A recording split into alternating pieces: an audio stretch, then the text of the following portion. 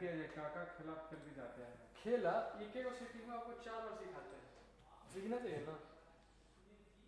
OBS 6 महीना से हमसे पहले से चला रहे हैं ओवीएस का। आपको यही काम है, जरा ये ये काम थोड़े चलता लोगों का।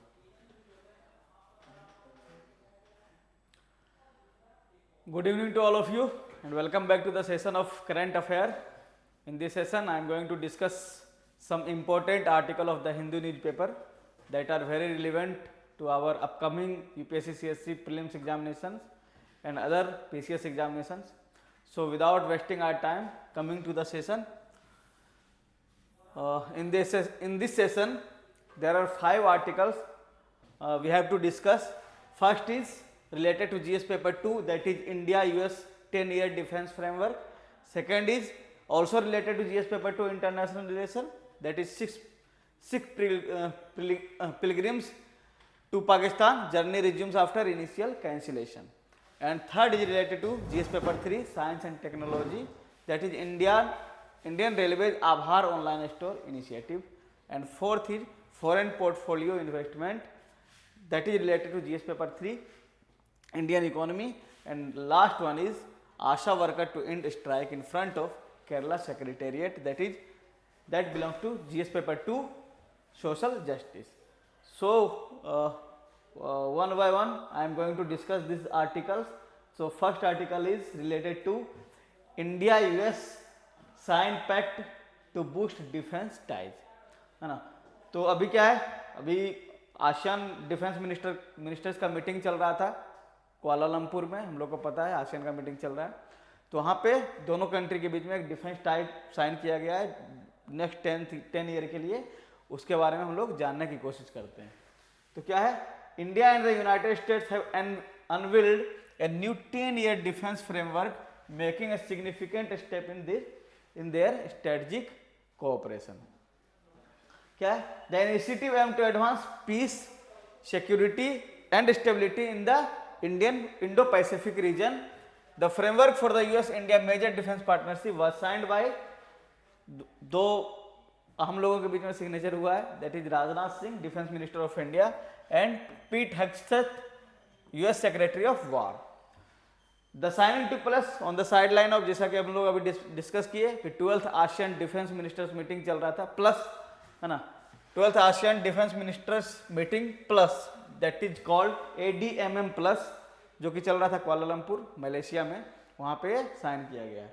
The agreement was signed एमिड trade tension following Washington imposition of 50% tariff on Indian goods. हम लोग जानते हैं अभी कुछ दिन से ट्रेड वॉर चल रहा था, ट्रेड टेंशन चल रहा था बिटवीन इंडिया एंड यूएसए, और जब यूएसए ने इंडियन गुड्स पे 50% टैरिफ लगाया था, उसके बाद से सिचुएशन थोड़ा टेंस था। उसके बीच में ये डिफेंस डील साइन हुआ है बिटवीन इंडिया एंड यूएसए। तो कैसे कैसे ये पार्टनरशिप इवॉल्व हुआ, इसको हम लोग थोड़ा देखते हैं। In 2013 joint principle for defence cooperation established and in 2016 India recognised as a major defence partner by US. 2016 में यूएसए ने क्या किया कि इंडिया को रिकॉग्नाइज किया as a major defence partner. तो जो नया एग्रीमेंट है, it provides a 20-year roadmap to deepen collaboration across land, maritime, airspace and cyberspace domain, है ना। Land, maritime, airspace, cyberspace, सब सारे डोमेन में ये रोडमैप है, ये एग्रीमेंट हुआ है। क्या क्या ऑब्जेक्टिव है, to maintain a free and open Indo Pacific and enhance interoperability, है ना, between the forces of two countries. strengthen maritime security by bolstering cooperation in naval operation and intelligence sharing. Promote partnership by expanding cooperation with like-minded countries through mechanisms such as Quad. And prevent proliferation of what? Prevent proliferation of WMD, means weapons of mass destruction, है ना। तो work jointly to stop the spread of weapons of mass destruction, boost defence innovation, encourage industrial collaboration and advance technology partnership to modernise defence system. Compact initiative क्या है? तो both nation have already launch the compact initiative, उसका full form है catalysing opportunities for military partnership, accelerated commerce and technology. क्यों हुआ था? To drive transformative changes in key areas of defence cooperation and technology exchange.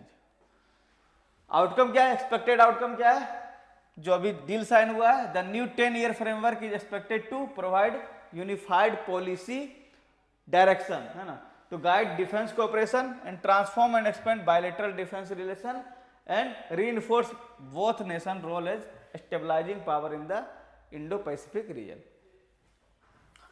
So based on this discussion, there is a question for you, and I am hoping you will be able to solve this question within 1 minute. So try to solve this question.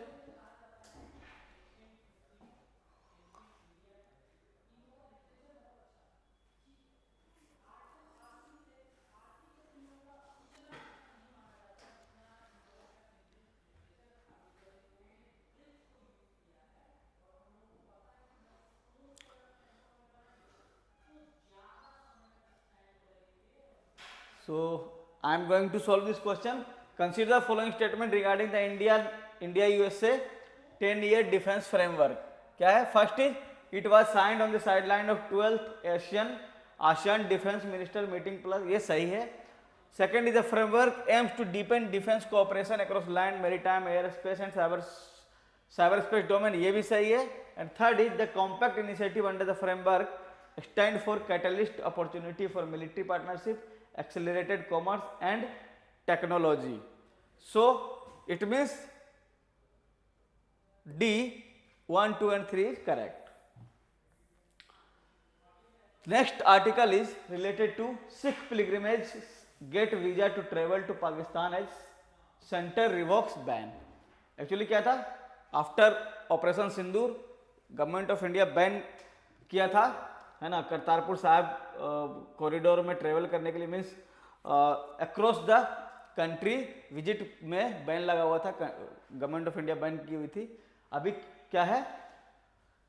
तो revoke किया उस ban को government of India, उसके बारे में news है, तो हम लोग जानेंगे करतारपुर साहब कॉरिडोर है क्या, इसके बारे में ननकाना साहब क्या है, ये सब हम लोग जानने की कोशिश करेंगे for the prelims point of view. तो एक Harjinder Pal Singh from Hoshiarpur was among Sikh pilgrims whose planned visit to Pakistan 6 shrines including Nankana Sahib was initially cancelled by the Indian government. शुरू में इन्होंने अप्लाई किया था कि मुझे ननकाना साहिब घूमना है, जो कि अभी पाकिस्तान में है, लेकिन गवर्नमेंट ऑफ इंडिया ने उसको कैंसिल कर दिया था। लेकिन अभी कुछ दिन पहले weeks later his disappointment turn into Joy when he received his passport and Pakistani visa. इसका मतलब गवर्नमेंट ऑफ इंडिया ने उस बैन को रिवोक किया है और अलाउ कर रहे हैं ननकाना साहब को विजिट करने के लिए। तो ननकाना साहब हैं क्या? तो ननकाना साहब is city situated in Punjab province of Pakistan. It holds immense historical and spiritual significance for the Sikh community across the world. क्यों? तो it is the birthplace of Guru Nanak Dev जी, है ना. गुरु नानक देव जी कौन है? फाउंडिंग फादर ऑफ सिख हैं. तो the city is revered as the birthplace of Guru Nanak Dev ji, the founder of Sikhism and the first of the 10 Sikh guru. कुछ उनका पहले नाम क्या था ननकाना साहब का? तो originally the city was known as the Rai Bhoi di Talwandi. It was founded by Rai Bhoi, a local landlord. Later his grandson Rai Bhullar Bhatti उसको क्या किया? रीनेम किया. Who was deeply influenced by the teaching of and divine personality of the Guru Nanak, rename the town, अपने town का नाम rename किया as Nankana Sahib in the Guru's honour. तो हम लोग को पता चल गया ननकाना साहब क्या है. करतारपुर कॉरिडोर क्या है ये जानने की कोशिश करते हैं. तो करतारपुर कॉरिडोर कनेक्ट्स, क्या कनेक्ट करता है? दरबार साहब गुरुद्वारा इन नरोवल डिस्ट्रिक्ट पाकिस्तान. पाकिस्तान में एक गुरुद्वारा है जिसका नाम है दरबार साहब गुरुद्वारा, उसको कनेक्ट करता है Dera Baba Nanak shrine in Gurdaspur district of Punjab. इसमें हम देख सकते हैं यहाँ पे ये इंडिया का पार्ट है और ये पंजाब का पार्ट है. बीच से रावी रिवर क्रॉस करती है. इन दोनों के, है ना, अपोजिट साइड में, रिवर रावी के अपोजिट साइड में 2 श्राइन्स है ना। एक है डेरा बाबा नानक जो कि इंडिया में है, और दूसरा क्या है, करतारपुर साहिब जो कि पाकिस्तान में है, और उसका नाम है दरबार साहिब गुरुद्वारा।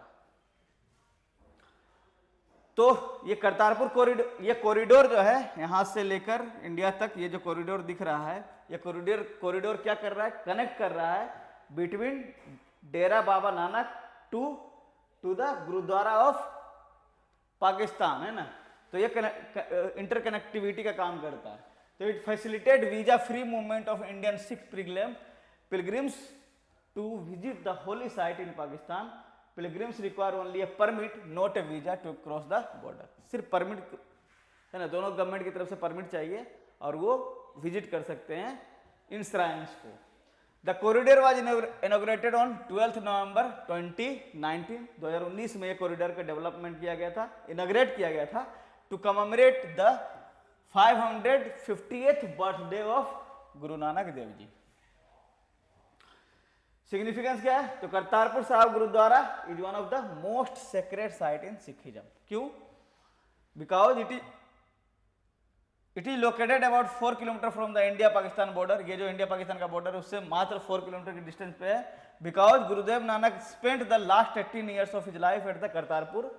यहाँ पे लास्ट अपने जीवन के लास्ट ईयर यहाँ पे गुजारे हैं गुरु नानक साहब, और यहीं पे वो गुरुद्वारा है, इसलिए ये इंपॉर्टेंट श्राइन हो जाता है सिखिज्म के लिए। So based on this discussion there is a question for you guys and I am hoping you will be able to solve this question.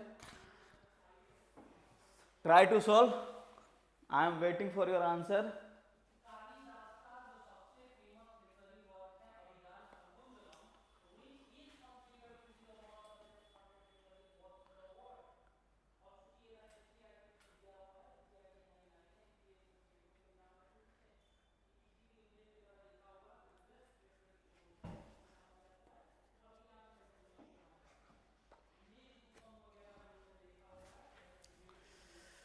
So coming to the, I am going to solve this question. Coming to the option number 3, that is called the Kartarpur corridor connects the Darbar Sahib Gurudwara in India with the Dera Baba Nanak Shrine in Pakistan. ये उल्टा दिया हुआ है।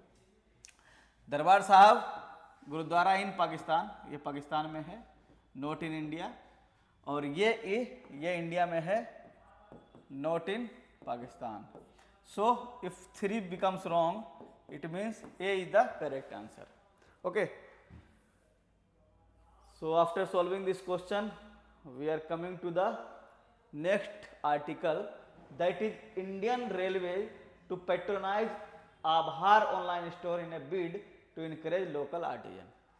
क्या इसका मतलब क्या है कि रेलवे ने एक नया इनिशिएटिव स्टार्ट किया है, दैट इज कॉल्ड आभार, है ना। उससे पहले भी लोकल आर्टिजन को फैसिलिटेट करने के लिए, लोकल आर्टिजन को इनकरेज करने के लिए, उनके प्रोडक्ट को का डिमांड को इनकरेज करने के लिए, उससे पहले भी रेलवे ने बहुत वन डिस्ट्रिक्ट वन प्रोडक्ट इस तरह का इनिशिएटिव लिया है ना। गवर्नमेंट ऑफ इंडिया का इनिशिएटिव है वोकल फॉर लोकल। इन सारे इनिशिएटिव को प्रमोट करने के लिए और इंटीग्रेट करने के लिए इंडियन रेलवे ने एक नया इनिशिएटिव लिया है जिसको बोलते हैं आभार। तो आप क्या क्या है ये, इसको हम लोग जानने की कोशिश करते हैं। तो Indian railway Aabhar online store initiative क्या है? Indian railway has decided to support the newly launched Aabhar online store to promote local talent and indigenous craftsmanship. तो क्या करेगा? पहला तो ये ऑनलाइन स्टोर है, it is not a offline store, it is online store, है ना। और वो indigenous craftsmanship and local talent को प्रमोट करने के लिए इंडियन रेलवे के द्वारा इंट्रोड्यूस किया गया है, और ये अलाइन करता है with the goals of vocal for local campaign aiming to encourage social inclusion and promote traditional industry.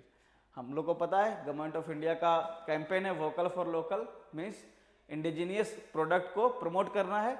उस कैंपेन को से अलाइन करने के लिए ये इनिशिएटिव लिया गया है इंडियन रेलवे की तरफ से, जिसको बोलते हैं आभार।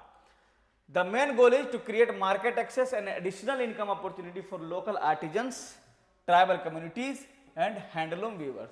जो भी लोकल आर्टिजन्स हैं, ट्राइबल कम्युनिटीज हैं, हैंडलूम वीवर्स हैं, इन सब को फेयर अपॉर्चुनिटी और एडिशनल इनकम जनरेट करने के लिए ये इनिशिएटिव लिया गया है।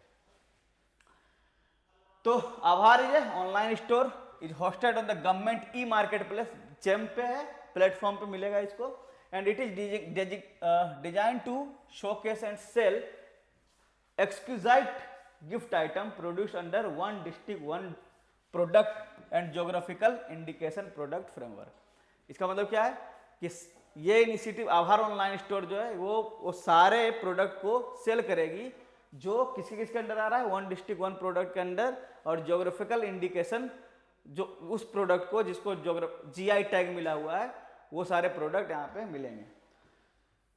और ये प्रोडक्ट कहाँ से सोर्स करेंगे, तो all gift item on the store are sourced exclusively from reputable organisation. Reputable organisation जो भी है वहीं से सोर्स किया जाएगा, जैसे central cottage industries emporium, khadi and village industry commission, various central and state handicraft and handloom emporium, ये सब जितने भी इंपोरियम है, और है ना, यहाँ से जो और सारे जो रेप्यूटेबल ऑर्गेनाइजेशन है वहां से इनको सोर्स किया जाएगा। This sources ensures authentic high quality and locally crafted product. क्या होगा इससे, इन सारे रेप्यूटेबल ऑर्गेनाइजेशन से यदि हम सोर्स कर रहे हैं तो इससे ये पता चलेगा कि जो भी प्रोडक्ट है वो ऑथेंटिक है, उसका क्वालिटी बहुत अच्छा है एंड लोकली क्राफ्टेड है। और क्या करें, promotion of heritage and inclusion, ये इनिशिएटिव से और क्या होगा, the initiative to promote India's rich cultural heritage by supporting products such as handloom, handicrafts and artisanal goods, and it seeks to empower local artisans, rural entrepreneurship and women led enterprises। और क्या क्या था, इससे पहले हम लोग पढ़े कि कुछ और इनिशिएटिव लिया था गवर्नमेंट इंडियन रेलवे ने, that is one station one product और one district one product. To complement this effort Indian railway had earlier launch the one station one product under OSOP. Railway station across India showcase and sell local indigenous products such as tribal artifacts, handloom by local weavers and handicraft like chicken curry है ना। सो ओसो पहले से launch किया हुआ था Indian railway की तरफ से, अभी एक नया इनिशिएटिव लेकर आया है दोनों को इंटीग्रेट करने के लिए। तो OSOP scheme aims to create livelihood opportunity for marginalised section of the society. तो इसका इंपैक्ट क्या पड़ेगा, तो सबसे पहले Aabhar together the Aabhar online store and OSOP दोनों मिलके क्या करेगा, स्ट्रेंथन करेगा गवर्नमेंट के एफर्ट को to promote local industries and entrepreneurship, दोनों है ना, लोकल इंडस्ट्रीज को प्रमोट करने मतलब उसको बूस्ट मिलेगा, उसको एनकरेज करेगा, है ना, and preserve traditional art form, जो भी ट्रेडिशनल आर्ट फॉर्म है उसको प्रिजर्व करने में हेल्प मिलेगा, and support sustainable inclusive growth through public sector patronage. So based on this there is a question, please try to solve this question।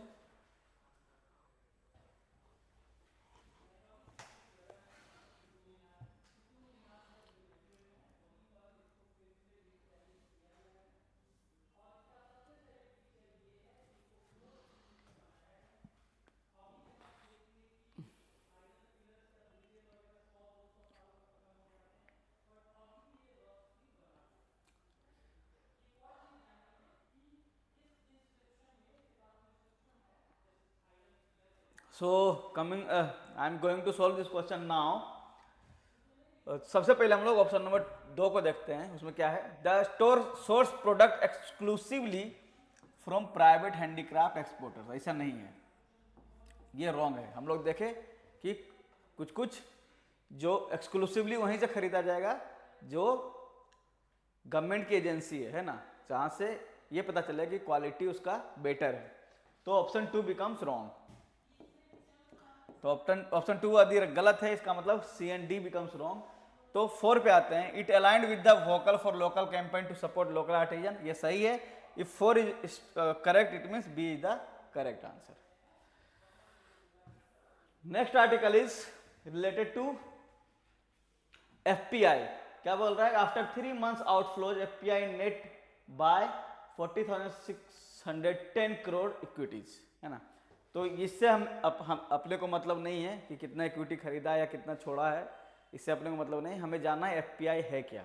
FPI और FDI के बारे में हम लोग जानेंगे इस आर्टिकल में। तो एफपीआई क्या है? तो फॉरेन पोर्टफोलियो इन्वेस्टमेंट उसको बोलते हैं एफपीआई को, है ना। Refers to investment by foreign entities in financial asset of another country such as stocks, bonds and security. यदि कोई भी फाइनेंशियल एंटिटी दूसरे कंट्री की फाइनेंशियल एंटिटी अपने कंट्री में इन्वेस्ट करती है, पैसे लगाती है in the stock, bond and securities में, तो उसको बोलेंगे FPI. It is a passive form of investment. Investor do not participate in management और कंट्रोल ऑफ द कंपनी। इसका मतलब क्या है कि इन्वेस्टर पैसे तो लगाते हैं लेकिन वो पैसिव फॉर्म में होते हैं, एक्टिव फॉर्म में नहीं होते। एक्टिव फॉर्म में इसलिए क्यों नहीं होते हैं? क्योंकि वो पार्टिसिपेट नहीं करते हैं इन द मैनेजमेंट और control of the company. FPI differs from FDI, that is foreign direct investment, which involves direct ownership, control and long term interest in the business enterprise. यही डिफरेंस है। FDI क्या है? Long term interest रखती है किसी भी business enterprises में, और वो पार्टिसिपेट करती है in the management and the control of the company. तो इसके बेसिस पे हम लोग डिफरेंस देख ही लेते हैं एक बार। क्या है? तो एक तरफ एफडीआई है, दूसरी तरफ एफपीआई है, दोनों में डिफरेंस क्या है? तो सबसे पहले इन्वॉल्वमेंट पे आते हैं। जैसे हमने अभी देखा कि एफडीआई में जो है इन्वेस्टर होते हैं वो इन्वॉल्व होते हैं in the ownership, control, active management of the company और एंटरप्राइजेज। बट एफपीआई जो है इसमें इस तरह का कोई भी इंटरवेंशन नहीं होता है। फॉर्म क्या है? तो occurs when A company setup production unit, offices और फैसिलिटीज इन अदर कंट्री। इसका मतलब क्या है कि एफडीआई में इन्वेस्टर क्या होता है? अपनी कंपनी खोलता है या कंपनी का यूनिट खोलता है या अपना कंपनी का ऑफिसेस खोलते हैं, मींस एक्टिव पार्टिसिपेशन होता है यदि इन्वेस्टमेंट होता है तो। लेकिन एफपीआई में क्या होता है? Occurs when a foreign investor buy shares और bonds of domestic firms through stock market. इसका मतलब क्या है? ये सिर्फ स्टॉक मार्केट, बॉन्ड्स, सिक्योरिटी ये सब में इन्वेस्ट करते हैं, बाकी उनका ऑफिस से कोई मतलब नहीं है, उसके यूनिट से कोई लेना देना नहीं है। डिग्री ऑफ कंट्रोल, तो investor gain significant control influence in the company operation, but in FPI investor has no control over the company's operation. Threshold limit क्या है? तो एफडीआई का लिमिट है कि investment of more than 10% in a company's equity is classified as FDI. Means अधिक किसी भी company की इक्विटी में 10% से ज्यादा इन्वेस्टमेंट होता है किसी का, तो इट इज कॉल्ड एफडीआई। और सेम इक्विटी में अभी सेम कैपिटल में यदि 10% से कम का कैपिटल हुआ है, पेड अप कैपिटल का इन्वेस्टमेंट होता है, तो उसको बोलते हैं एफपीआई। ईज ऑफ एग्जिट और पुल आउट, तो एफडीआई क्योंकि अपना यूनिट फॉर्म करते हैं, है ना, अपना ऑफिस दूसरी कंट्री में लगाते हैं, अपना बिजनेस और मैनेजमेंट कंट्रोल में पार्टिसिपेट करते हैं, तो उनको एग्जिट करने में, वहां से पैसे पुल आउट करने में उनको थोड़ा डिफिकल्टी होता है in the comparison of FPI, because FPI सिर्फ पैसे इन्वेस्ट की हुई होती है, तो पैसे निकल के आसानी से जा सकते हैं। इसका मतलब difficult to exit quickly, involves long term commitment and physical assets. और एफपीएम क्या? Easy to exit, high liquidity, allows quick sale of securities and withdrawal. Source of investment क्या है? तो हमको पता है कि एफडीआई में क्योंकि ज्यादा पैसे लगाने की जरूरत पड़ती है, आपका यूनिट और कंट्रोल ये सब ऑपरेशन में इन्वॉल्व होता है, तो वो सारी एमएनसी कंपनी इसमें पार्टिसिपेट करती है, generally undertaken by MNCs, and ये come from diverse source such as mutual funds, hedge funds, pension funds and individual investors. Market क्या है? किस टाइप का? Primary flow into the primary market, और ये सेकेंडरी मार्केट में फ्लो करते हैं। टेन्योर क्या है? तो हमको पता है कि एफडीआई लॉन्ग टर्म के लिए इन्वेस्टमेंट होता है, जबकि एफपीआई जो है शॉर्ट टर्म के लिए कैपिटल इन्वेस्टमेंट होता है। नेचर ऑफ ट्रांसफर, तो involves both financial and non financial asset such as technology, managerial expert and intellectual property, सब ट्रांसफर होता है। जैसे कि हम एक दिन और डिस्कस किए हैं कि मान लीजिए होंडा कंपनी की दूसरी यूनिट यदि इंडिया में लगती है, तो होंडा अपने साथ क्या? अपने साथ टेक्नोलॉजी भी लेकर आएंगी, अपने साथ एक्सपर्टीज लेकर आएंगे, अपने साथ स्किल्स भी लेकर आएंगे, तो सारा ट्रांसफर होता है। But in FPI involves only financial asset, means transfer of financial asset होता है, बाकी मैनेजमेंट स्किल्स, टेक्नोलॉजिकल स्किल्स ये सब ट्रांसफर नहीं होता है। पर्पस क्या है? तो target as a specific enterprise of project for the long term development, है ना। किसी एक प्रोजेक्ट को टारगेट करते हैं लॉन्ग टर्म डेवलपमेंट के लिए, जैसा अभी हमने बताया, है ना, कि यदि ऑटोमोबाइल सेक्टर को टारगेट करते हैं तो ऑटोमोबाइल सेक्टर में लॉन्ग टर्म के लिए रहते हैं ताकि ऑटोमोबाइल सेक्टर डेवलप करे। लेकिन एफपीआई में क्या होता है, हमसे earning financial return and increasing overall capital availability. इनका मेन मकसद होता है एफपीआई का, उनको फाइनेंशियल रिटर्न मिलना चाहिए, उनको कोई मतलब नहीं कि ऑटोमोबाइल सेक्टर ग्रो करे या कोई अदर सेक्टर। वोलेटिलिटी तो हमको पता, जैसा अभी उन्होंने डिस्कस किया कि एफडीआई कम वोलेटाइल होगा क्योंकि उनको एग्जिट करने में आसानी नहीं होती, लेकिन एफपीआई जो है वोलेटिलिटी क्रिएट करती है क्योंकि वो ज़्यादा लिक्विडिटी प्रोवाइड करता है। Contribution contribute significantly to the industrial and economic growth, and FBI में क्या होता है, leads mainly to capital inflow without long term development impact. तो डिफरेंस हम लोग देख लिए एफडीआई एंड एफपीआई के बारे में। ये यहाँ पे रॉन्ग लिखा हुआ है, इसको हटा देते हैं, ठीक है।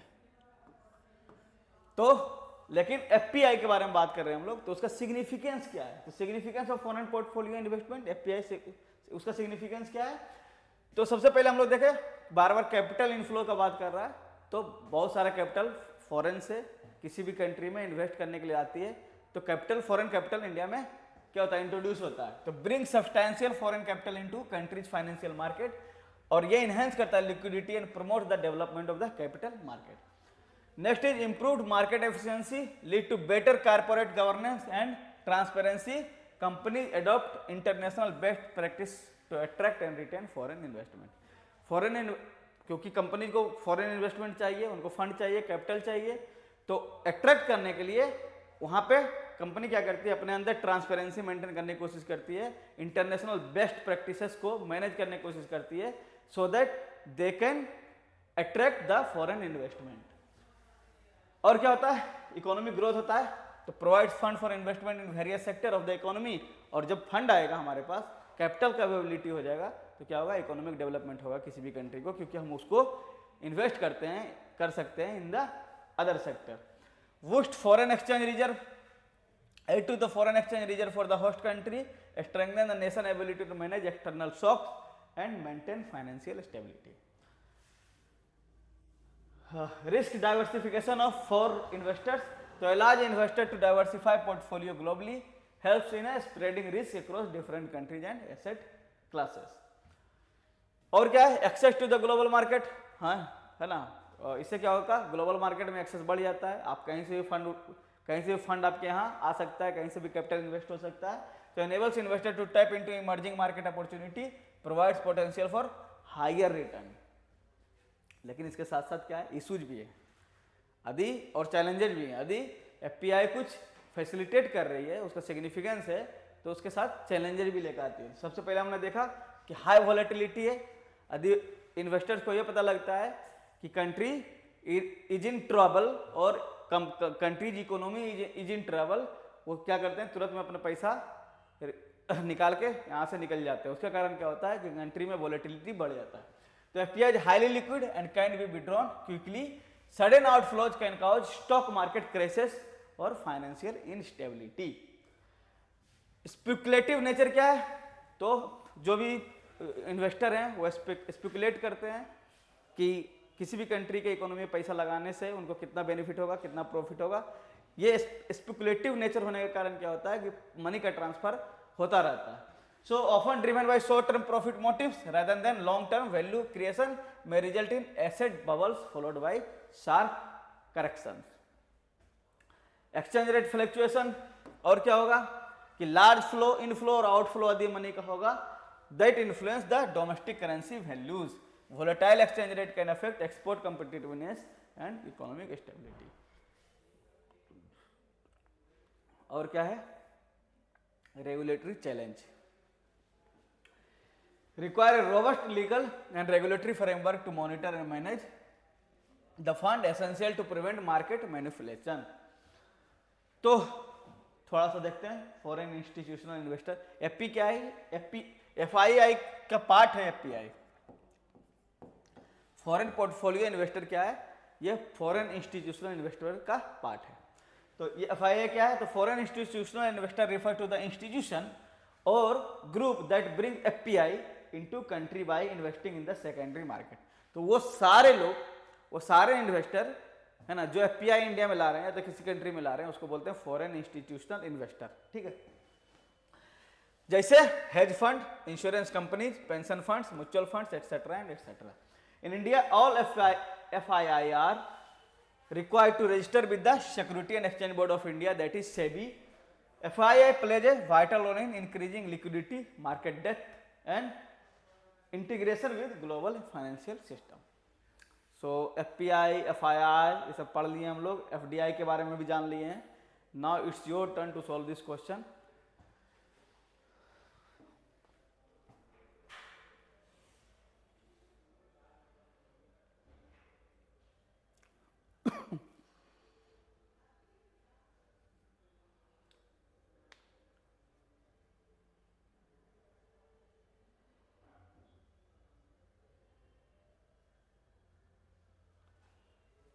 So coming to the question, I am going to solve this question now. Option 1 पे आते हैं. First is FPI involves active participation in management and control of the enterprise. ये गलत है because ये define करता है FDI को. It is not FPI. So option 1 becomes wrong. It means option B is the correct answer. Next article is related to ASHA workers to end strike in front of Kerala secretariat. तो हमें strike के बारे में मतलब नहीं है, हमें आशा workers के से मतलब है. आशा है क्या, उसका फंक्शन क्या है ना, क्या काम करती हैं, किस डिपार्टमेंट के अंदर आती है, ये सब हम लोग जानने की कोशिश करेंगे. तो आशा का फुल फॉर्म होता है accredited social health activist are commonly health volunteers introduce under national rural health mission in 2005. NRHM जब इम्प्लीमेंट किया गया था, लागू किया गया था इन 2005, तो उसके अंडर ही आशा को इम्प्लीमेंट किया गया था, है ना. Their main objective to ensure the delivery of essential health care service in rural area. Means remote area में एसेंशियल हेल्थ केयर सर्विस को पहुंचाने का काम है आशा का. ASHA work closely with the anganwadi workers under the integrated child development scheme ICDS to improve maternal, child and community health outcomes.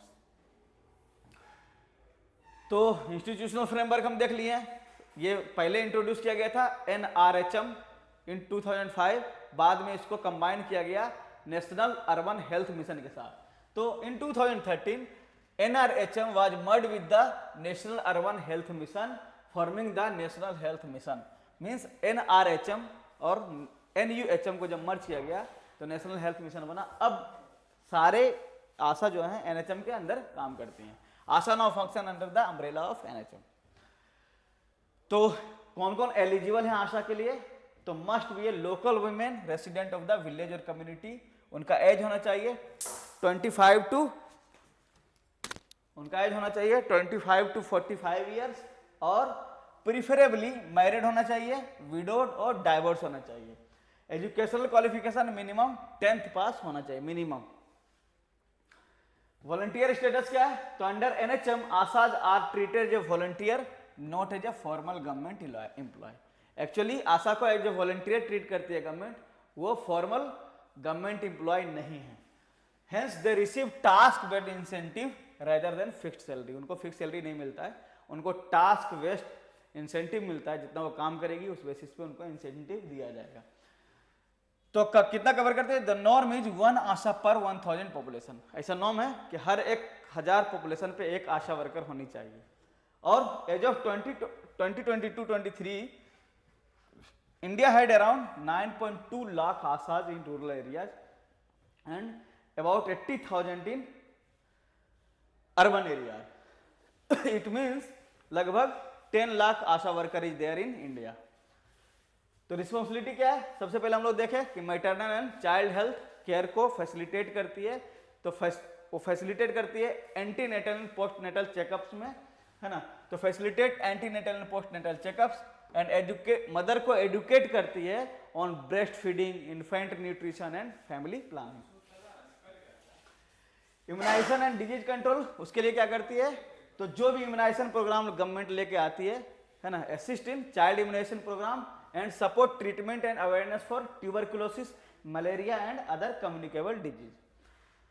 और क्या देती है, कम्युनिटी हेल्थ सर्विस के लिए क्या करती है, तो provide basic health care and first aid at the village level. और क्या करती है, डिस्ट्रीब्यूट करती है एसेंशियल मेडिसिन को फॉर माइनर एलिमेंट, जैसे फीवर डायरिया ये सब हुआ है तो सबको डिस्ट्रीब्यूट करना उनका काम है। और रिकॉर्ड मेंटेन करती है, और है ना किसका, तो बर्थ एंड डेथ का टू हेल्थ, और रिपोर्ट करती है हेल्थ अथॉरिटीज को। और हेल्थ अवेयरनेस के बारे में अवेयर करती है लोकल कम्युनिटी को, रूरल कम्युनिटी को अवेयर करने में उनका अहम रोल है। तो conduct health education campaign on hygiene, sanitation and preventive health care. Hygiene, sanitation and preventive health care पे वो अवेयर करने की कोशिश करती है। And act as a link between community and health center for better service delivery. लेकिन concern क्या है, कंसर्न है कि सबसे पहले लो एंड इरेगुलर पेमेंट है। हम लोग जानते हैं कि उनको इंसेंटिव बेस्ड पेमेंट मिलता है, उनको रेगुलर सैलरी गवर्नमेंट के द्वारा नहीं मिलता है, तो सैलरी इरेगुलर हो जाता है। कभी उनको 5,000 से उनका सैलरी जो है लाई करता है in between 5,000 to 15,000 depending on the stand and workload. Payment are irregular and often delayed due to funding dispute between the central and state. तो इस कारण ये उनके साथ थोड़ा कंसर्न है। Second is lack of employment benefit, क्योंकि government of India और स्टेट गवर्नमेंट उसको अपना एम्प्लॉयर नहीं मानती है, तो जो भी एम्प्लॉयमेंट बेनिफिट मिलना चाहिए, जैसे सोशल सिक्योरिटी नेट के अंदर उनको आना चाहिए, वो सब नहीं मिलता है ना। जैसे पीएफ, ग्रेच्युटी, मेडिकल इंश्योरेंस, ये सब उनको नहीं मिल रहा है। ओनली ए फ्यू स्टेट जैसे Andhra Pradesh offer partial benefit like gratuity. Lack of recognition despite contribution, तो हम लोग जानते हैं कि कोविड-19 के टाइम में आशा का रोल इंपॉर्टेंट था in the rural area in managing surveillance, awareness and vaccination drives. Received global recognition उनको रिसीव किया गया बाय वर्ल्ड हेल्थ ऑर्गेनाइजेशन, लेकिन फिर भी उनको मतलब स्टेट गवर्नमेंट और सेंट्रल गवर्नमेंट के द्वारा उनको रिकॉग्नाइज नहीं किया जा रहा है। Gender and social discrimination, majority of ASHA are women from marginalised और economically weaker backgrounds, they face gender bias, limited mobility and poor working condition. Policy neglect भी है। इन 2020 parliamentary standing committee on labour recommend किया था कि जो भी आशा worker है उनको फॉर्मलाइज करने के लिए कि फॉर्मलाइज देयर एम्प्लॉयमेंट स्टेटस, लेकिन ऐसा अभी तक नहीं हुआ है। तो उनको कैसे एम्पावर किया जाएगा, तो सबसे पहले क्या है, पार्लियामेंट्री कमेटी का बात माना जाए, है ना। उनका जो रिकमेंडेशन था पार्लियामेंट्री स्टैंडिंग कमेटी का, उनको लागू किया जाए। उसको लागू करने के लिए क्या करना पड़ेगा, तो फॉर्मलाइजेशन ऑफ एम्प्लॉयमेंट करना पड़ेगा। Recognise ASHA as a government और contractual employ under the code on social security 2020 और provide job security, social protection and labour right such as paid leave, pension and medical benefit, ये सब उनको provide कीजिए। Skill development और career progression, इसका मतलब क्या है कि उनके स्किल डेवलपमेंट पे भी फोकस करना पड़ेगा, मतलब उनको बीच बीच में ट्रेनिंग देना पड़ेगा, और उनको कैरियर प्रोग्रेशन पे भी फोकस करना पड़ेगा, मीन्स उनको प्रमोट करने की जरूरत पड़ेगी। तो implement structure training program to enhance health care knowledge and technical skills and create pathway for ASHA to advance into higher health role like auxiliary nurse, midwife, that is ANM and community health officer CHO। इसका मतलब आप promotion का scope रहने दीजिए so that they can enjoy their work और ज़्यादा effort के साथ अपना काम कर सके, सो दैट उनका एफिशिएंसी जो है और इनहेंस हो सके। फाइनेंशियल एम्पावरमेंट, तो फाइनेंशियल एम्पावरमेंट के लिए क्या करना पड़ेगा, फिक्स्ड मंथली इनकम और सैलरी उनको दिया जाना चाहिए। तो introduce fix monthly salary along with performance based incentive, performance based incentive के साथ उनको फिक्स्ड मंथली सैलरी मिलनी चाहिए। Ensure timely payment through direct DBT to avoid middleman and bureaucratic delays, और जो भी पेमेंट है उनको टाइमली मिलना चाहिए। And provide insurance coverage, pension, gratuity, ये सब उसको जो भी सोशल सिक्योरिटी नेट है उसके अंदर उनको डालिए। रिकॉग्निशन एंड वेलफेयर मेजर्स, तो offers award, health insurance, social welfare benefit to recognize their contribution. तो आशा के बारे में हम लोग देख लिए sorry to all of you. तो आशा के बारे में हम लोग देख लिए। अब हम लोग जानते हैं नेशनल हेल्थ मिशन के बारे में। तो हम लोग ने देखा कि जब नेशनल रूरल हेल्थ मिशन और नेशनल अर्बन हेल्थ मिशन को मर्ज किया गया तब वो बना नेशनल हेल्थ मिशन। ये क्या करती है, तो implemented by ministry of health and family welfare aims to ensure universal access to quality, affordable and equitable health care. Objective क्या है? तो सबसे पहले स्ट्रेंथन करना है उनको, हेल्थ इंफ्रास्ट्रक्चर को, ह्यूमन रिसोर्सेज को जो कि रिलेटेड टू हेल्थ है, and service delivery at all levels. Focus on rural and urban primary health care through preventive, promotive and curative approach. Preventive, promotive and curative approach. Timeline क्या था? The NHM has been extended till 2026. 2026 तक national health mission चल रहा है. It plays a vital role in enhancing SDG 3. SDG 3 क्या है? Good health and wellbeing and support to states duties. NHM provides financial and technical support to states and union territories. Good evening, to improve healthcare accessibility and outcomes. So based on this discussion, there is a question for you guys. Please try to solve this question.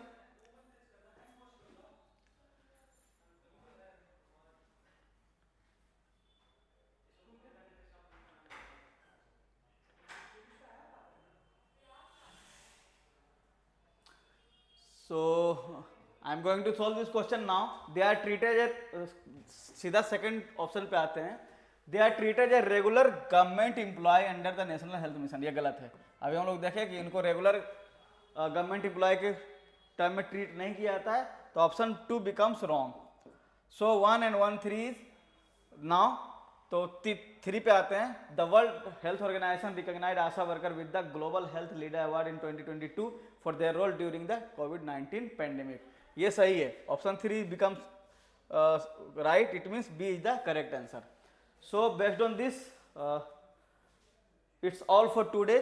Thanks for watching guys, and we will meet tomorrow on Monday at the same time. So good night to all of you.